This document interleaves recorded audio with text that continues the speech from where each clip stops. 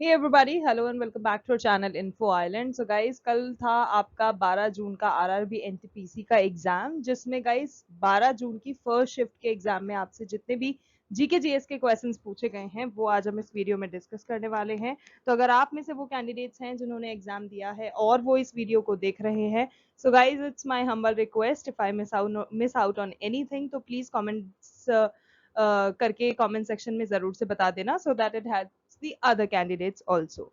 इसके अलावा अगर आप ऐसे कैंडिडेट्स हैं जिनका अभी तक एग्जाम नहीं हुआ है लेकिन आगे आने वाली शिफ्टों में आपका एग्जाम लगा हुआ है, तो guys it's a very golden opportunity for you to go through these exam analysis videos, क्योंकि उससे आपको पता चल जाएगा कि भाई इस तरह का पैटर्न आ रहा है, इस तरह के क्वेश्चंस पूछे जा रहे हैं, इस तरह का ट्रेंड चल रहा है, तो मुझे ये चीजें इतने हिसाब से इतनी प्रिपेयर कर लेनी है। और क्या पता इन्हीं क्वेश्चंस में से अगर एक आध दो क्वेश्चन रिपीट हो गए तो वो तो आपके फिर वारे ही न्यारे हैं, उतने नंबर तो आप अपने 100% सिक्योर कर लोगे।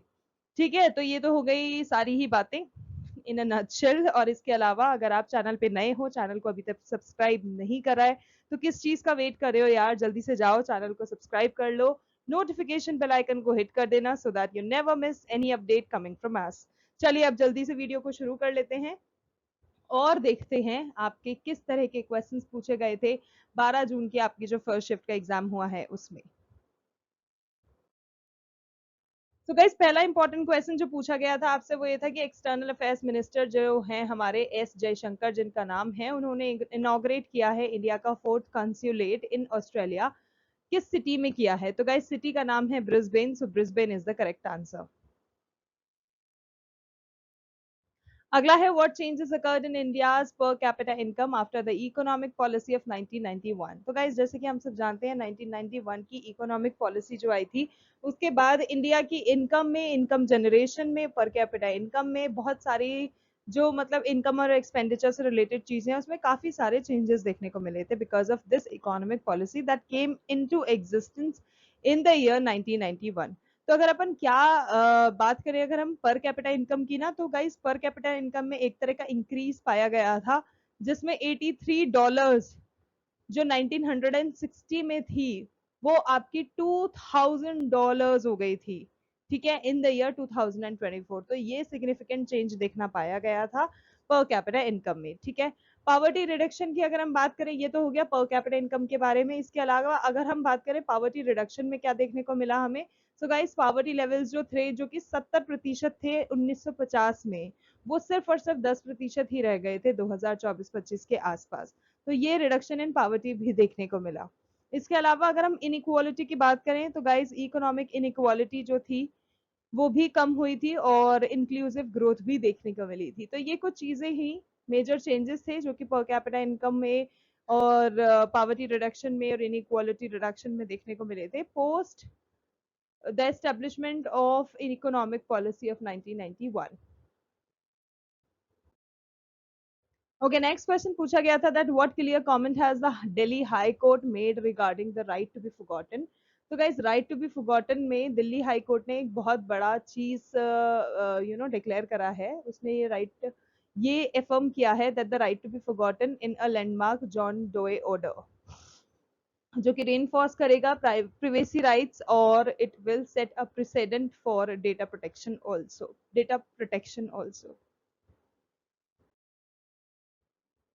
Okay, which city became the first unified waste management city learning center in India? So Gorakhpur Uttar Pradesh में जो ये जगह सिटी है वो पहली बनी है।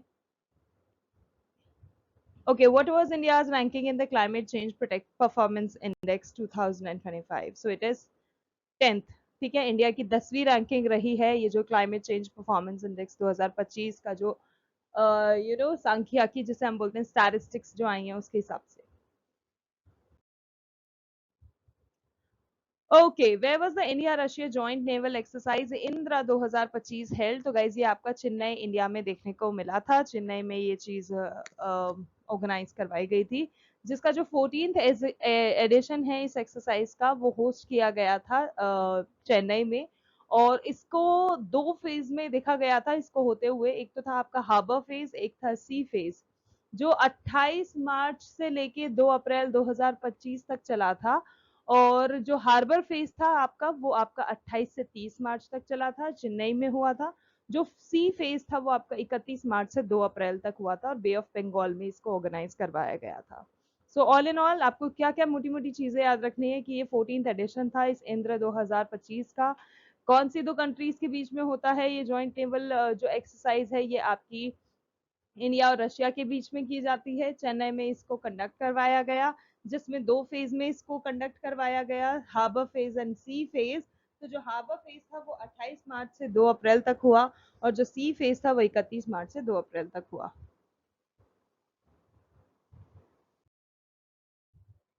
Okay, a shortcut key which is used to select a paragraph in MS Word. So MS Word तो guys उसके लिए Control plus Shift plus Down arrow का हम इस्तेमाल करते हैं, और उसको Control plus Shift plus Down arrow का इस्तेमाल करके ही हम एक पैराग्राफ को सेलेक्ट कर सकते हैं MS Word में।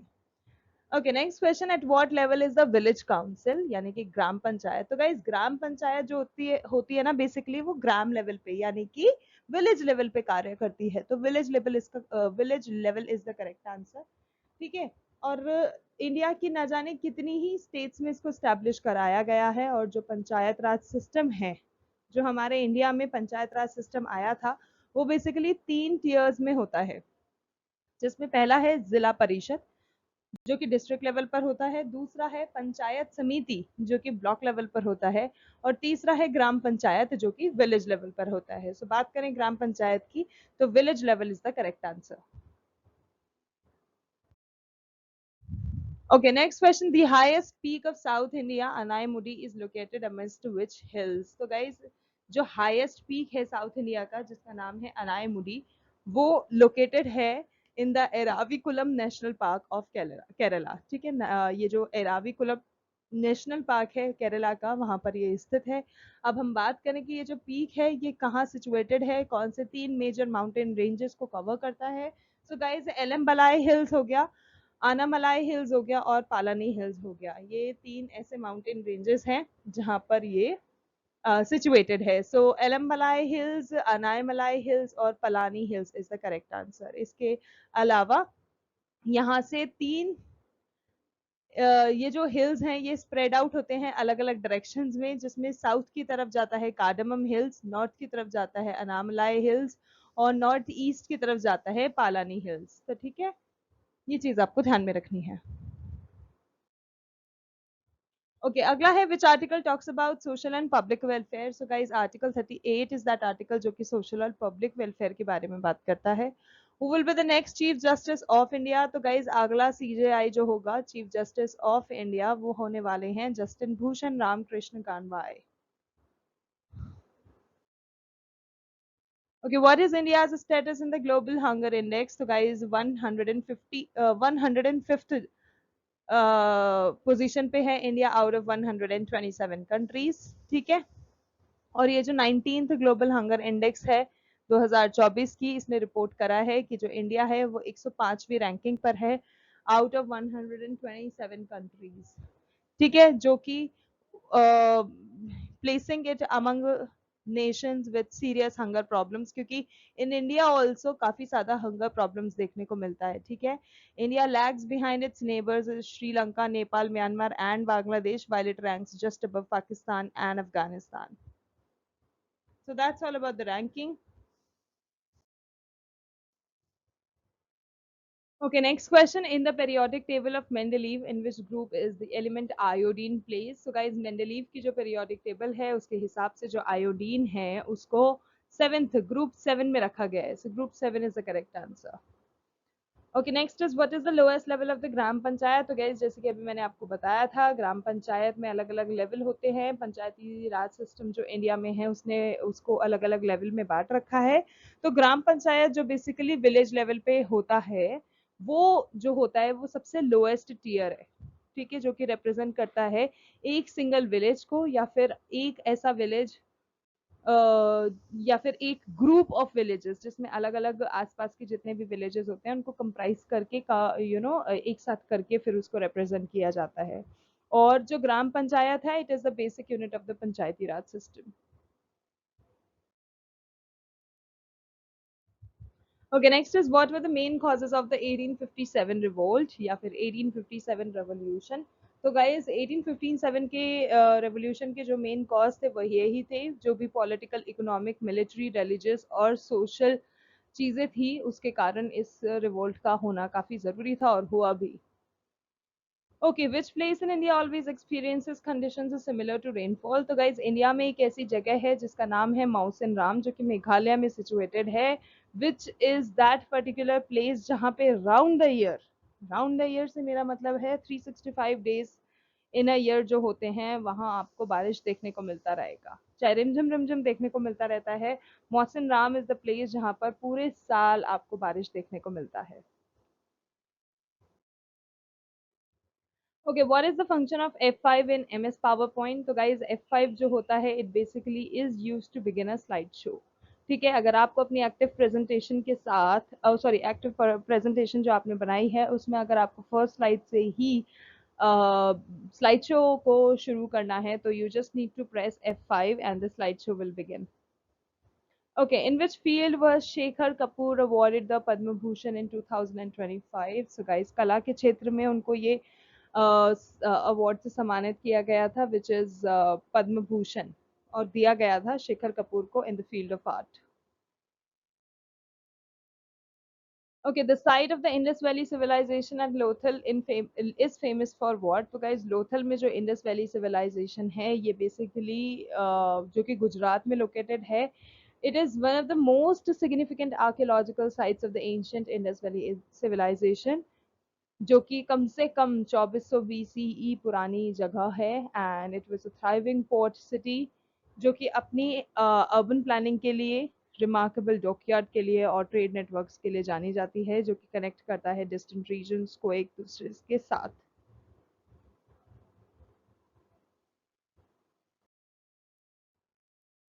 Okay, guys. So next question is that what were the tools made of in the Harappan civilization? तो guys Harappan civilization के दौरान जो tools use किए जाते थे, instruments use किए जाते थे उनको बनाने के लिए, तो guys वो बनाए जाते थे copper, bronze और stone के. ठीक है, जो tools जो हरप्पन सिविलाइजेशन के दौरान यूज किए जाते थे अलग अलग डिजाइन बनाने के लिए प्रोडक्शन टेक्निक्स में, उन टूल्स को बनाने के लिए कॉपर, ब्रॉन्ज और स्टोन का यूज किया जाता था.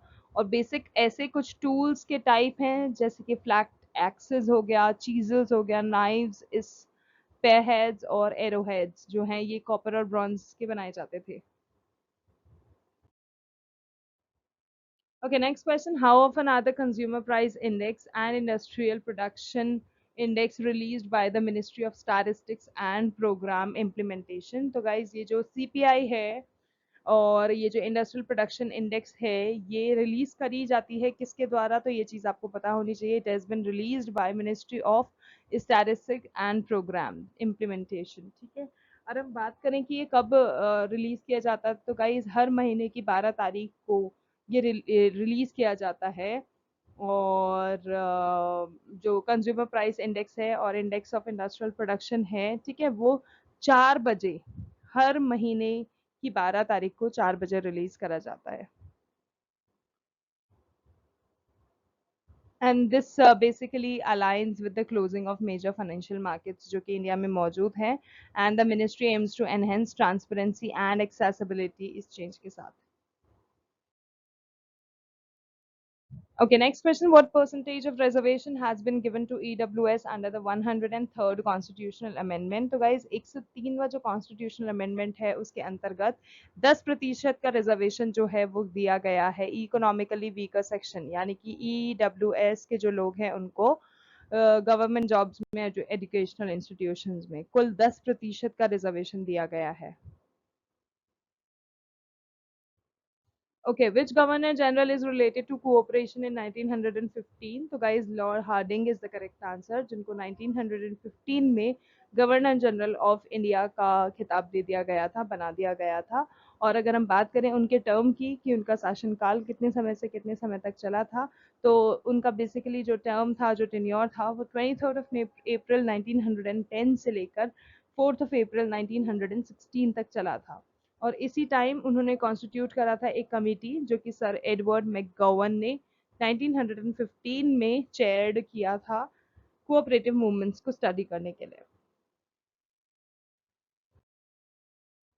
Okay, next question. The 24th World Sustainable Development Summit 2025 will be held where? तो ये आपका न्यू दिल्ली में हुआ था, ठीक है, और 5 से 7 मार्च 2025 को हुआ था। Okay, in which dynasty was the hut of 2.5 days mosque built? तो गाइज वो गुलाम वंश के शासनकाल के दौरान हुआ था।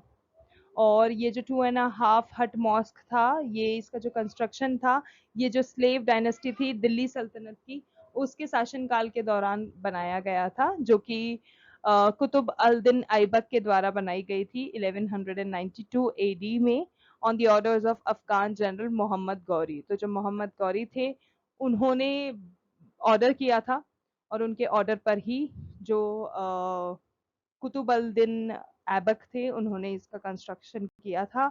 बात करें कब किया था, तो 1192 एडी में किया था। Okay, which region in India comes under the rain shadow area? तो गाइज वेस्टर्न घाट्स जो होते हैं वो रेन शैडो एरिया के अंतर्गत आते हैं, और ये कुछ ऐसे रीजन्स जो होते हैं यहाँ पर बहुत कम बारिश देखने को मिलती है, ऑलमोस्ट अराउंड 30 to 60 सेंटीमीटर बस पूरे साल में। और अगर हम बात करें इन एरियाज की, तो इन एरियाज में गाइज पंजाब आता है, हरियाणा आता है, नॉर्थ राजस्थान आता है, जिनको हम रेन शेडो रीजन के नाम से जानते हैं, वेस्टर्न घाट्स के, ठीक है।